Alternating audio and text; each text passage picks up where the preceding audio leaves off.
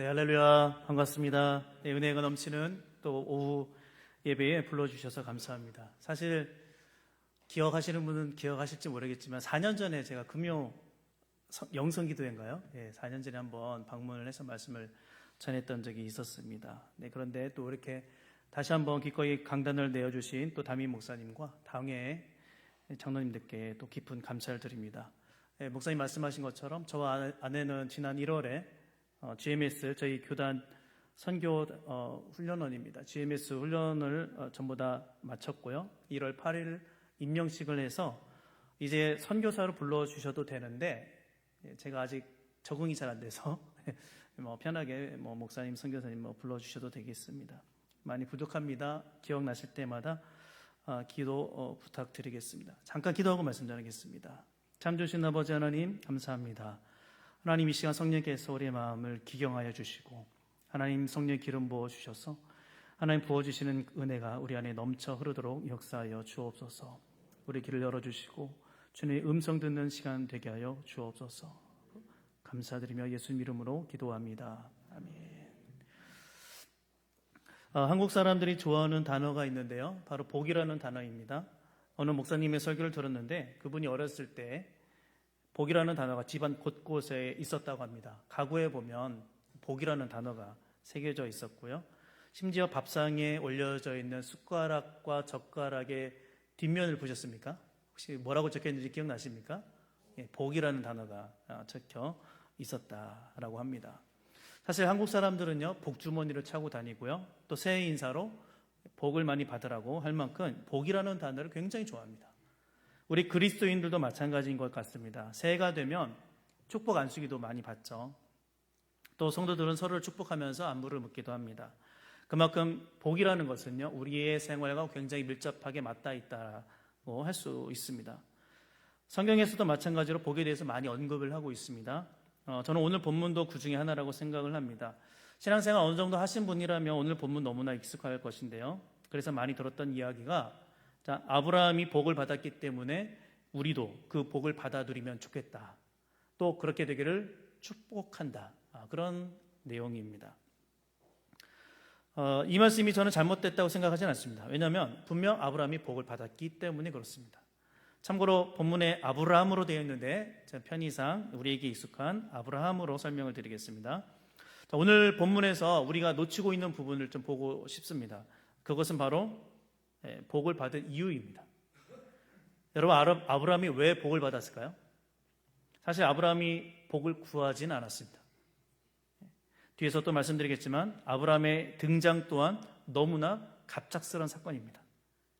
갑자기 등장한 아브라함에게 하나님께서는 고향을 떠나라 하시면서 복을 주겠다 약속하셨습니다.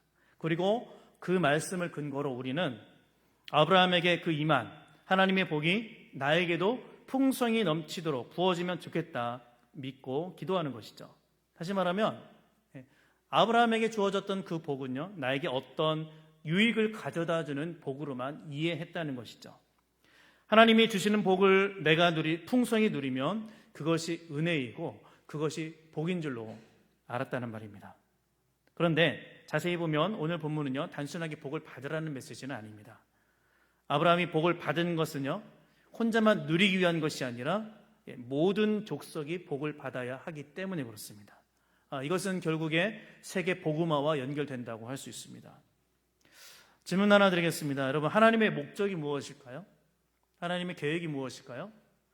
마태복음 28장 19절 보겠습니다. 그러므로 너희는 가서 모든 민족을 제자로 삼아 아버지와 아들과 성령의 이름으로 세례를 베풀고, 마태복음 28장 20절 내가 너희에게 분부한 모든 것을 가르쳐 지키게 하라. 볼지어다 내가 세상 끝날까지 너희와 항상 함께 있으리라 하시니라.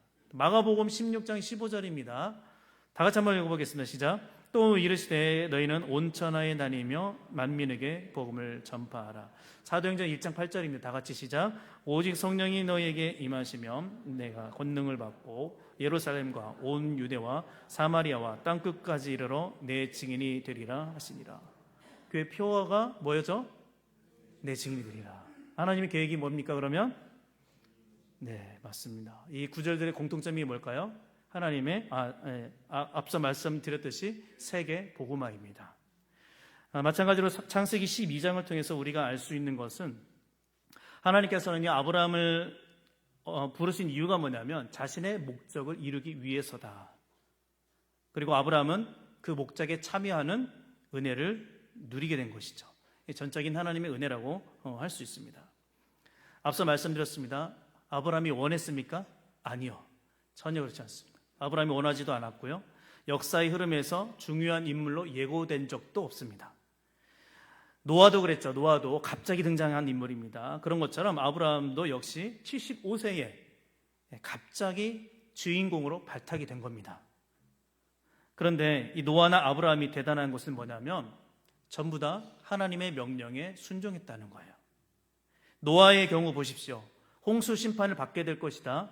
그 말씀에 방주를 만들어라. 그 말씀이 어떻게 했습니까? 바로 순종했습니다. 아브라함도 마찬가지죠. 오늘 보면 1절 다시 한번 보겠습니다. 여호와께서 아브라함에게 이르시되 너는 너의 고향과 친척과 아버지의 집을 떠나 내가 내게 보여줄 땅으로 가라. 고향, 친척, 너의 아버지 집을 떠나라. 이 순서를 보면은요, 포기하기 쉬운 순서대로 되어 있습니다. 땅, 친척, 부모. 땅, 여러분 땅 놓고 가려면 아깝죠. 옛날에 어렸을 때 땅 따먹기 해보셨습니까? 그 엄청난 땅을 놓고 가면은 굉장히 아깝죠. 하지만 놓고 가라고 하면 여기까지는 할 수 있을 것 같아요. 그런데 사람의 관계는 쉽지 않은 것 같습니다. 친인척, 부모를 떠나야 된다. 결혼해 보신 분들, 타향살이 해보신 분들은 아마 아실 겁니다. 굉장히 큰 결단이 필요한 상황입니다. 제가 창원에 내려온 지 올해로 9년째입니다. 창원 왕송교회에서 부임한 지 9년 동안, 부임해서 9년 동안 섬겼는데요. 창원을 떠나기 전에 제가 대전에서 살았습니다. 그때를 생각을 해보면, 그때 저희 큰딸과 작은딸, 저희가 애가 셋입니다. 막내가 아들이고, 큰딸과 작은딸을 장모님이 키워주셨는데, 창원으로 사역지를 옮기면서 아이들을 이제 전부 다 데리고 오게 되었죠.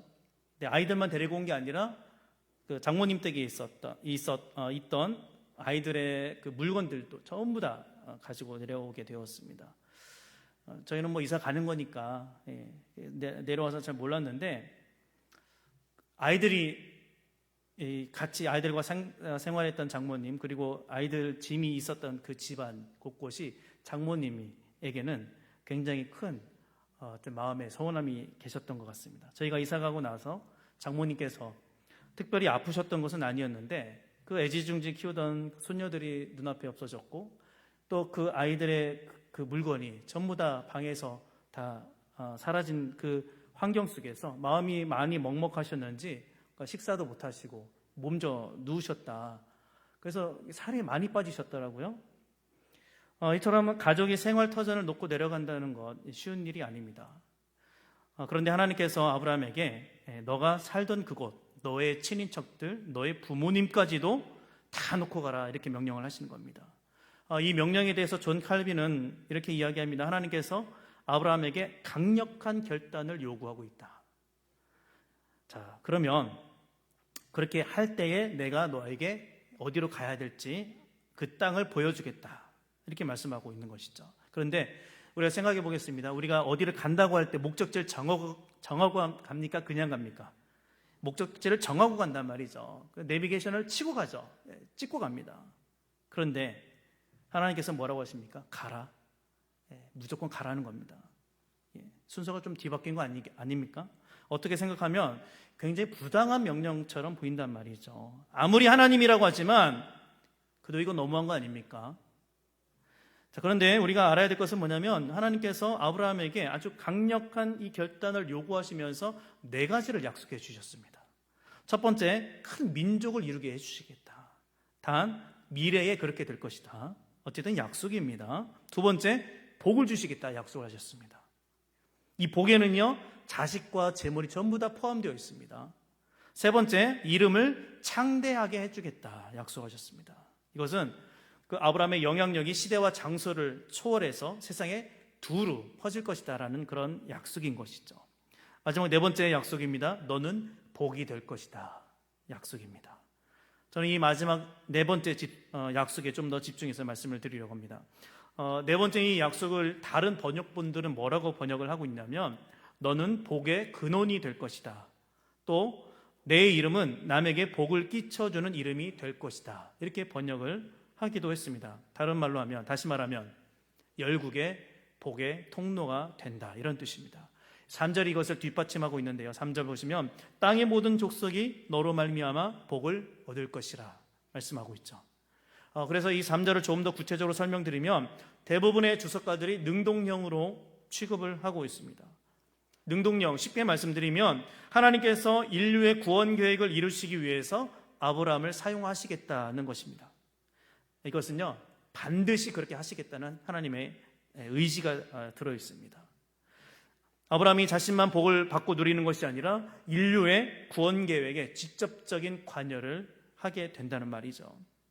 무슨 말이냐면 믿는 사람들은요, 믿는 사람들에게 이 복이란 뭐냐면 개인의 차원을 뛰어넘어야 한다는 것입니다. 하나님이 주시는 그 복을 개인의 소유로만 간직해서는 안 된다는 말이죠. 성령의 은사처럼 하나님이 주시는 복은요, 다른 사람들을 세우고 격려하는 데 사용되어야 한다는 말입니다. 그런 면에서 우리는 복을 받아야 하는 게 마땅합니다. 왜요? 아브라함처럼 되기 위해서. 아브라함처럼 되기 위해서 하나님이 주시는 복을 받아야 된다는 말이죠.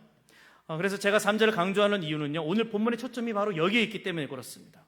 하나님께서 아브라함을 고향과 친척과 부모로부터 부르셨습니다. 이것은 단순한 콜링이 아니라고 했습니다. 아주 강력한 부르심입니다. 명령입니다. 그런데 이 모든 환경을 두고 떠난다는 건 쉽지가 않단 말이죠. 그럼에도 아브라함은요, 순종함으로 떠났습니다. 왜요? 하나님이 약속하셨기 때문이죠. 아브라함을 열방의 복으로 삼겠다. 아브라함을 통해서 땅의 모든 민족이 복을 받도록 하겠다. 그래서 하나님께서 아브라함에게 땅을 주셨고요, 그 이름을 창대하게 해주셨고요, 큰 민족을 이루게 해주셨습니다. 아브라함을 복의 통로로 사용하시기 위해서 그에게 큰 복을 주셨단 말이죠. 그런데 우리가 그동안 이해했던 건 뭡니까? 아브라함이 받은 복에만 관심이 있었어요. 아브라함이 그 받았던 그 복에만 관심이 있었지 그 다음까지는 우리가 생각이 별로 하지 않았던 것 같습니다. 하나님이 복을 주시기로 약속한 것이 잘못됐다는 것이 아닙니다. 우리의 관심이 여기에만 있었다라는 것, 이게 문제라는 것이죠. 우리에게 복을 주신 이유는요, 그 복을 나만 누리는 것이 아니라 내 주변과 우리 이웃과 더 나아가서 나라와 민족과 열방을 향해서 흘려보내라는 것입니다. 우리나라 선교 역사를 보면 아브라함처럼 하나님이 주시는 그 복을 흘려보낸 사람들이 있었습니다. 바로 우리나라를 방문한 선교사님들입니다. 우리가 잘 알고 있는 토마스 선교사, 원래 중국 선교사님입니다. 중국으로 파송을 받아서 상해에 도착을 하는데요, 그때 아내가 임신을 하고 있었습니다. 그런데 유산을 겪어요.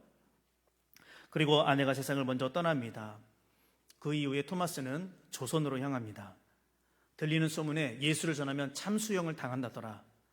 그런 위험을 듣고서도 조선에 들어가고요, 대동강가에서 26살의 나이에 참수형을 당하게 됩니다. 그리고 그가 죽기 전 12살의 최치량이라는 사람에게 성경을 전해주게 되죠. 그리고 그 성경이 다시 박영식이라는 사람에게 전달되었고요, 박영식이라는 사람이요, 이 성경을 자기 집에, 온 집에 도배를 해버리는 겁니다. 그 이후에 놀라운 일이 벌어지죠. 처음으로 성경을 받았던 최치량, 자기 집에 성경으로 도배했던 박영식, 이 두 사람이 예수를 믿게 된 겁니다. 그리고 성경을 도배했던 그 집이 교회가 됩니다. 평양 최초의 교회인 널다리골 교회가 되는데요, 그리고 토마스를 죽였던 박충권이라는 사람이 있습니다. 참수형을 했던 박충권이라는 사람, 이 교회, 널다리골 교회의 종소리를 들을 때마다 너무나 괴로운 거예요. 참을 수가 없습니다. 그리고 결국 그도 참회하고 예수를 믿게 됩니다. 그래서 이 널다리골 교회가요, 계속해서 부흥을 합니다. 1907년 평양 대부흥운동이라고 들어보셨습니까? 어디에서 그 부흥운동의 시초가 어디서부터 시작되는지 아십니까? 평양의 장대현 교회라고 들어보셨습니까? 예, 맞습니다. 이 널다리골 교회가 결국에 장대현 교회가 되었습니다. 그래서 1866년 대동강에서 순교했던 한 명의 젊은 선교사 이 토마스를 통해서 평양 대부흥이 일어나는 놀라운 그런 일이 일어나게 된 것이죠. 토마스 이 선교사 한 사람 때문에 우리나라 전체에 놀라운 부흥의 역사를 경험할 수 있었던 것이죠. 또 1884년에 조선 후기에 김옥균이라는 사람이 청나라의 간섭에서 벗어나고자 쿠데타를 일으킵니다. 그 과정에서 명성황후의 조카였던 민영익이라는 사람이 중상을 입게 되는데요. 굉장히 생명이 위독해졌습니다. 그때 이 민영익을 치료해 주었던 사람이 서양 의료 선교사 알렌이었습니다. 알렌은 이 사건으로 당시 고종 황제의 신임을 얻게 되었고요. 고종은 알렌의 요청이라면 무엇이든지 다 들어주겠다고 약속합니다. 그래서 알렌은 이 조선에 서양인들을 위한 예배를 드리기 위해서 목회자들을 좀 들어오게 해 주십시오라는 요청을 하게 되었고요. 그로 인해서 조선에 최초로 서양 목회자가 들어오게 되었습니다. 이후에 알렌은요, 또 조선 최초로 서양식 근대 병원인 광해원을 설립하게 됩니다. 이것이 이후에 제중원으로 개명이 되었고요. 1904년에 이 병원이 세브란스 병원이 되는 겁니다. 우리가 알고 있는 세브란스 병원의 시작이 알렌 선교사에 의해서 시작되었습니다. 또 캐나다 출신 의료 선교사였던 셔우드 홀은요, 한국에 결핵 환자들이 많다는 것을 알고 우리나라 최초로 황해도 해주에 결핵만 전담하는 병원을 세웁니다. 그리고 우리가 잘 알고 있는 크리스마스 씨를 만들어서 결핵 치료에 필요한 재원을 마련하게 되죠. 1932년 우리나라 최초로 크리스마스 씨를 발행됩니다. 그리고 지금도 이어지고 있습니다. 혹시 보셨습니까? 지금도 크리스마스 씨를 발행되고 있습니다. 이외에도요, 수많은 선교사님들이 이 조선을 향해서 끊임없이 복음을 들고 방문했고요. 복음과 더불어서 이 민족의 건강과 지식의 성장을 위해서 병원이라든지 학교, 이런 여러 가지 선한 일들을 행함으로 인해서 많은 사역들을 조선 땅에 흘려보냈습니다. 아시는 분은 아시겠지만 서울 양화진 외국인 선교사 묘원에 가면 갓난아이에서부터 젊은 나이에 목숨을 다하여 천국의 부르심을 받은 선교사들의 무덤이 공원으로 조성되어 있습니다. 만약에 이런 분들이 없었다면 우리나라가 지금까지 이렇게 많은 부와 명예를 누리며 살 수 있었을까요? 우리가 지금까지 이런 복을 누리며 살 수 있었을까요? 여러분 어떻게 생각하십니까? 복을 받는 것에만 익숙해서는 안 되는 것이죠. 복을 흘려보내는 복의 통로가 되어야 하는 것입니다. 하나님께서는요, 아브라함을 복을 흘려보내는 복의 통로로 삼으셨습니다. 그렇게 부르셨습니다. 또 그렇게 아브라함은 복의 통로가 되어서 결국에 그의 혈통을 통해서 누가 오셨습니까? 예수 그리스도께서 오셨습니다. 아브라함의 혈통에서 세상을 구원할 메시아가 나셨습니다. 여러분, 이게 얼마나 큰 복입니까? 예수께서 오셔서 어떤 일 하셨어요? 십자가에 죽으셨고 부활하셨고 승천하셨습니다. 그리고 다시 오신다 약속하셨습니다. 아멘이시죠? 네. 예수를 통해서 인류 구원이 성취되었어요. 그래서 우리가 크게 본다면 아브라함이 한 사람을 통해서 아브라함 한 사람이 복의 통로가 되었을 때에 메시아를 통해서 이 세상이 구원받게 되는 이 모든 과정 속에 아브라함이 쓰임받았다는 것이죠. 바울 사도는 갈라디아서 3장 14절에서 이렇게 이야기합니다. 이는 그리스도 예수 안에서 아브라함의 복이 이방인에게 미치게 하고 또 우리로 하여금 믿음으로 말미암아 성령의 약속을 받게 하려 함이라. 자, 이 말씀이 오늘 보면 3절 땅의 모든 족속이 너로 말미암아 복을 얻을 것이라. 이 말씀을 뒷받침하고 있습니다. 무슨 말이냐면 바울이 했던 말이 뭐냐면 복음이 유대인에게만 머물러 있지 않고 이방인에게도 미치게 되었다. 이 이야기를 하고 있는 겁니다. 아브라함의 복이 열방을 향해서 흘러갔다. 그 이야기를 하고 있는 것이죠. 그러면 우리도 마찬가지입니다. 우리가 이제는 그 일에 쓰임 받아야 되는 것이죠. 그것이 복된 인생인 줄로 믿습니다. 복을 달라고 구하는 신앙이 아니라 이제는 우리가 받은 이 복을 우리 이웃들에게 세계 열방을 향해서 흘려보내는 복의 통로가 되게 해달라고 우리의 그런 기도가 이제는 바뀌어야 되지 않겠습니까? 하나님 나에게 복을 내려달라고 하는 그 기도 필요합니다. 하지 말라는 게 아닙니다. 하지만 그것을 끝내서는 안 된다는 것이죠. 받아서 쌓아놓지만 말고 우리 주변으로 계속해서 흘려보낼 수 있어야 된다는 것이죠. 그렇게 하는 것이 하늘의 진정한 복을 받아 누리는 삶인 줄로 믿습니다. 겉으로 보기에는 아무것도 나에게 남는 것이 없는 것처럼 보이지만 하나님은 오히려 그런 삶을 기뻐하실 줄로 믿습니다. 그러면 연세가 지긋하신 분들, 내가 이 나이에 뭘 할 수 있겠습니까? 나이도 들 만큼 들고 가진 것도 없는데 뭘 할 수 있겠습니까? 그렇게 생각하실 수도 있지만 전혀 그렇게 생각하시지 않으셔도 됩니다. 왜냐하면 우리가 어르신들 내가 할 수 없다 이렇게 자포자기하지 마시고 할 수 있는 게 있습니다. 할 수 있는 건 기도입니다. 우리 어르신들 기도해 주십시오. 여러분들의 기도가 한 명의 선교사를 살리게 되고 한 명의 목회자를 살리게 됩니다. 그렇게 기도해 주시면 그것이 복의 통로가 되는 것입니다. 우리의 비전은 그래서 이제 바뀌어야 되는 것이죠. 우리를 통해서 세상이 복을 받게 되는 것이죠. 여러분 상상을 한번 해보십시오. 그래서 우리가 이 복을 너무 많이 받아서 이 저장만 하고 있는 저장고가 아니라 이제는 이것을 흘려보낼 수 있는 통로가 되어야 한다는 것이죠. 하나님의 일에 쓰임받는 인생, 그것이 복된 인생인 줄로 믿습니다. 많이 가진 인생이 복된 인생이 아니라 하나님 손에 붙들린 인생이 복된 인생인 줄로 믿습니다. 제가 미션 퍼스펙티브스라는 선교 훈련을 받았는데요. 그 훈련 교재에 이런 말이 있습니다. 우리는 복이 되려고 복을 받는다. 그것은 의무, 그 이상의 것이다. 그것은 우리의 운명이다. 우리가 복을 받는 이유는 복의 통로가 되기 위해서라는 겁니다. 아브라함에게 복을 주셨던 것은 아브라함을 통해서 땅의 모든 민족이 복을 받아야만 했던 것처럼 우리도 그렇게 복을 받아야 된다. 그렇게 우리를 사용하시기 위해서 우리를 부르신 줄로 믿으시기 바랍니다. 잠깐 저희 이야기를 좀 말씀드리고 말씀을 마무리하려고 합니다. 이런 부르심에 순종하고자 저희가 불가리아로 가고자 합니다. 저희가 가는 불가리아는요, 유럽의 동쪽, 지도 한번 보여주시면 되겠습니다. 잘 보이시는지 모르겠네요. 유럽의 동쪽 발칸반도 지역에 위치해 있습니다. 인접 국가로는요, 북쪽으로는 루마니아, 세르비아가 있고요. 서쪽으로는 북마케도니아, 코소보, 알바니아, 남쪽으로는 그리스, 튀르키예까지 이렇게 이어져 있는 지리적으로 아시아와 유럽을 서로 이어주는 중요한 위치에 있습니다. 종교를 좀 보면은요, 정교회가 85% 이상입니다. 개신교는 한 1% 정도로 추산을 하고 있는데요. 나머지는 이슬람교, 카톨릭 등 이런 종교들이 차지를 하고 있습니다. 정교회에 대해서 간략하게 좀 말씀을 드리면 초대교회의 뿌리를 가지고 있는 오랜 전통을 가진 종교입니다.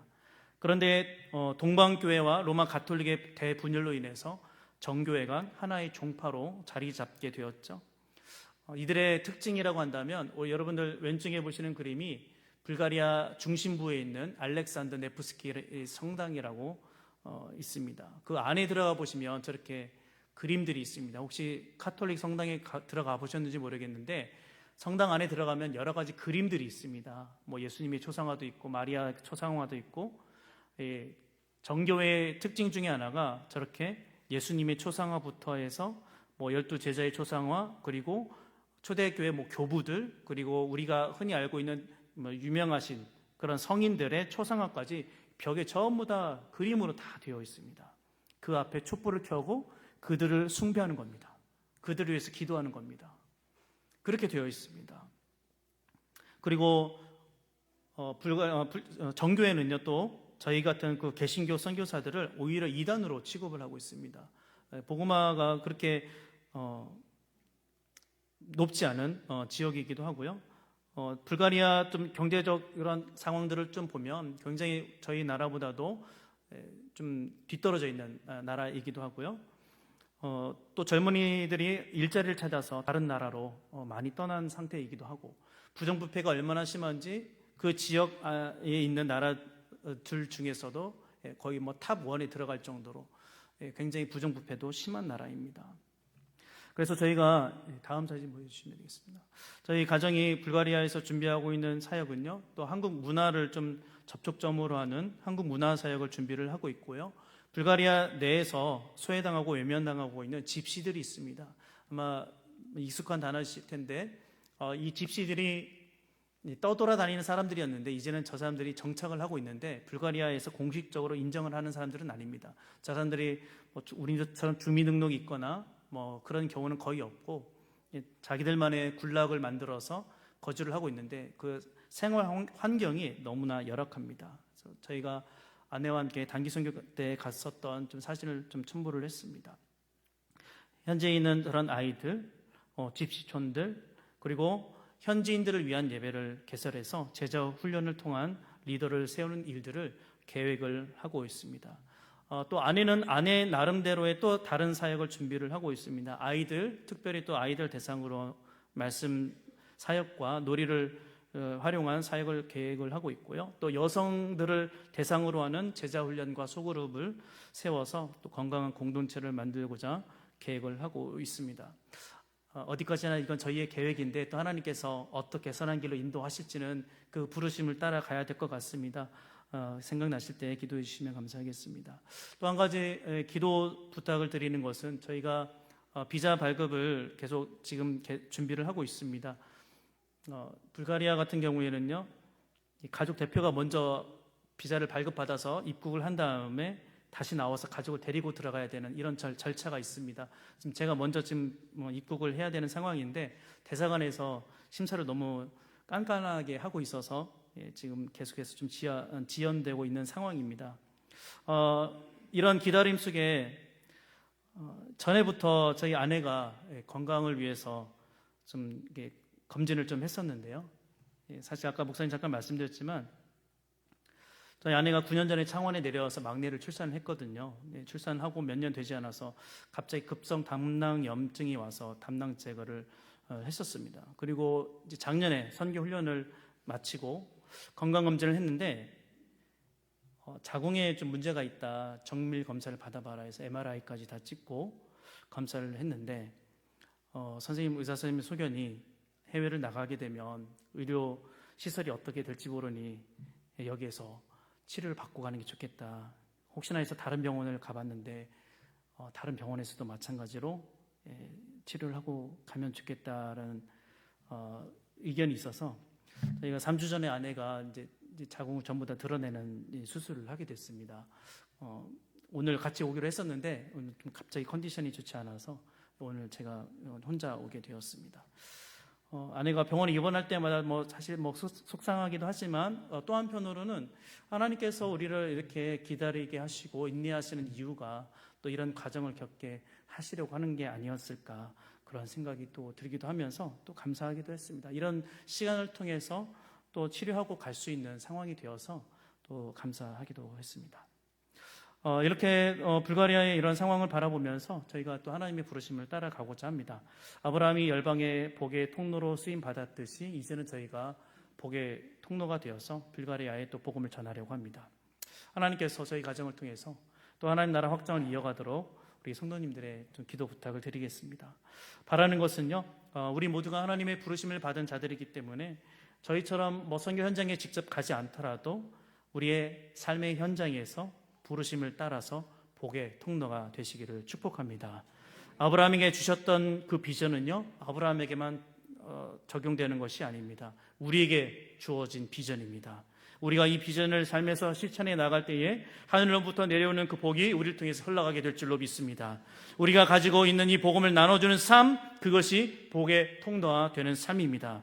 주 안에서 사랑하는 성도 여러분, 여기 계신 한 분 한 분이 복의 통로가 되어 주십시오. 그리고 삶의 현장에서 복의 통로로 쓰임받기를 축복합니다. 그로 인해서 우리 하나님 나라가 더욱더 확장되는 그런 풍성한 은혜를 누리는 우리 모두가 다 되시기를 예수님의 이름으로 축복합니다.